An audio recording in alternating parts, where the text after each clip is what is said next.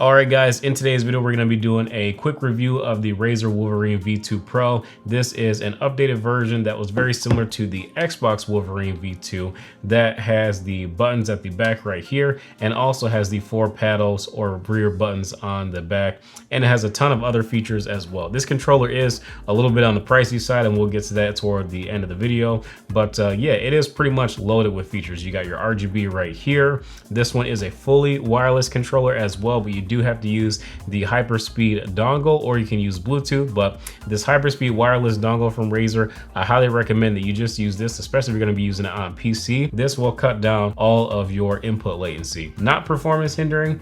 Using Bluetooth will hinder your performance. Unless you're playing like mobile games or something, that's gonna be the only instance where I would use Bluetooth on this controller. Now, getting into the features, you do have swappable thumbsticks. They give you one tall concave thumbstick and 2 short concave thumbsticks. And they also give you one short concave thumbstick as well if you prefer to have the domed thumbsticks. Personally, I like using both of the shorter ones, so I don't have any issues there. Probably because I'm not necessarily as used to using controller as I am years ago, but if you would have talked to me probably 4 or 5 years ago, I would definitely prefer to use the taller thumbstick to have better aim on my right thumbstick for sure, and then I use the shorter one on the left thumbstick. But my aim is bad. I pretty much accepted that, and using the shorter one is much more comfortable for me now. So yeah, you know, we'll just go ahead and get that out of the way, because for the most part I've kind of already switched to PC primarily most of the time, and I've just again accepted the fact that on controller my aim is pretty bad. But either way, this is going to help you out a little bit because you do have these buttons on the back to keep your thumbs on the sticks so that you can jump around and do multiple movements at the same time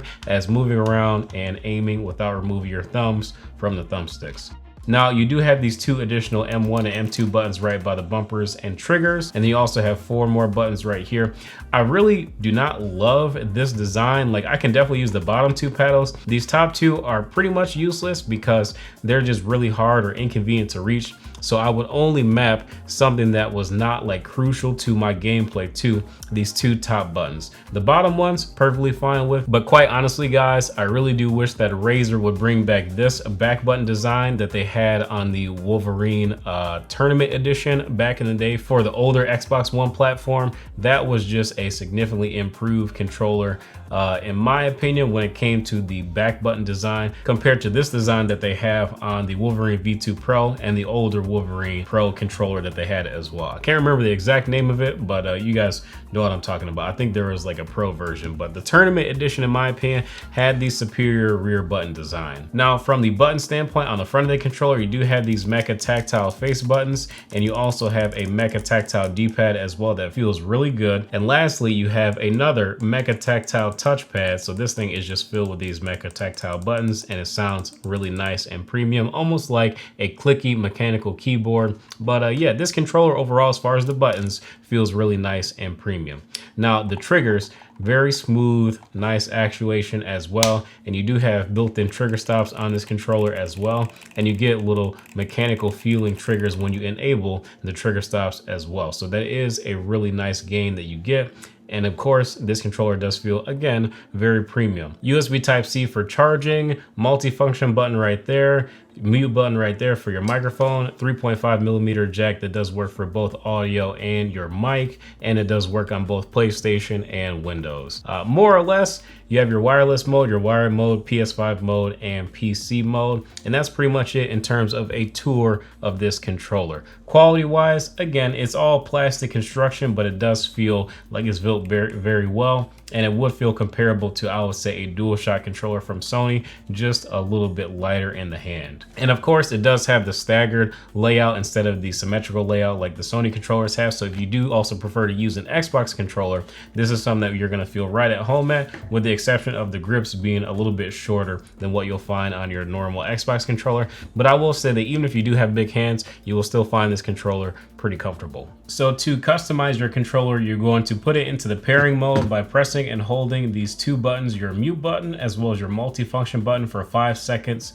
And you're also going to download the Razer controller app on your iPhone or Android phone.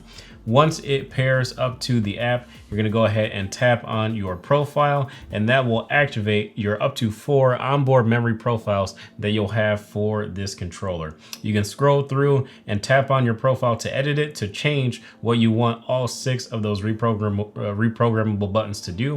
And then you can also change the chroma effects of the RGB lights for your controller. So that's pretty cool.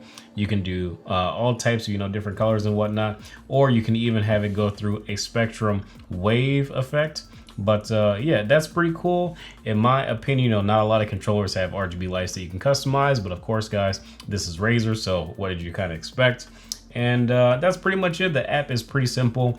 Unfortunately, you don't have like any thumbstick controls or customization that you can do, but this is just a really easy way to customize the buttons and functionality of that stuff and the RGB. Lastly, let's talk about the pricing of this controller. So 250 bucks is pretty expensive, don't get me wrong. And let's be real, guys, like with a SCUF controller, that would probably be around 250 bucks. Pretty similar functionality, maybe slightly better aesthetics, but it wouldn't have RGB. There's no app controls on the SCUF controller as well.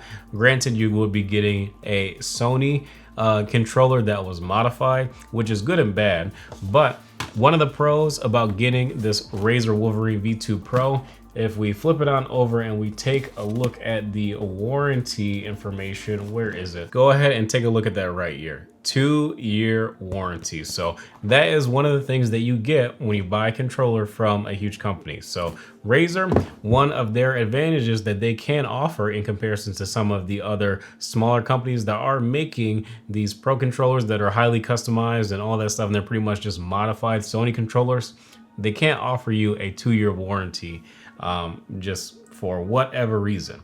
Now, granted, this controller may not have the same level of aesthetic customization, or even maybe down to some of the thumbsticks or having like fully digital triggers or something like that, but it gets pretty darn close. And for a very comparable amount of money and having literally quadruple the average time frame of coverage included with your controller, because most companies either only give you a 90-day or 180-day max, absolute max warranty to cover your controller. And we know how these controllers are.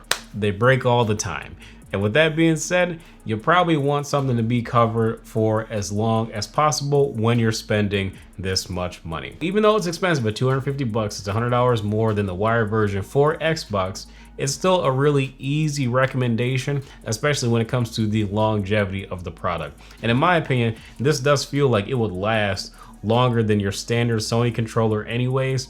And now, yes, the DualShock Edge is out, but I do think that if you prefer to have the staggered layout of the controller and you prefer the Xbox look of the controller and feel as well, and you want something slightly more substantial feeling than the Sony controller, this might do it for you. And these triggers that this controller has too, I do genuinely feel like are better than the DualShock Edge as well. DualShock Edge is a nice controller, but little things like having these grips right here, these feel a lot more comfortable and more sweat resistant than the DualShock Edge, because that's one thing that I did come across, that in an A/B comparison using this one and the DualShock Edge for long periods of time, my hands were a lot less clammy on this controller. And with that 2-year coverage, like if you do happen to get stick drift, then that's something that you would just contact Razer about and ask for a replacement. Thank you guys for watching this video. If you enjoy, feel free to drop a like and subscribe to the channel as well. I will have the Razer Wolverine V2 Pro linked in the description below for you guys to check out. But again, thank you for watching. I will see you in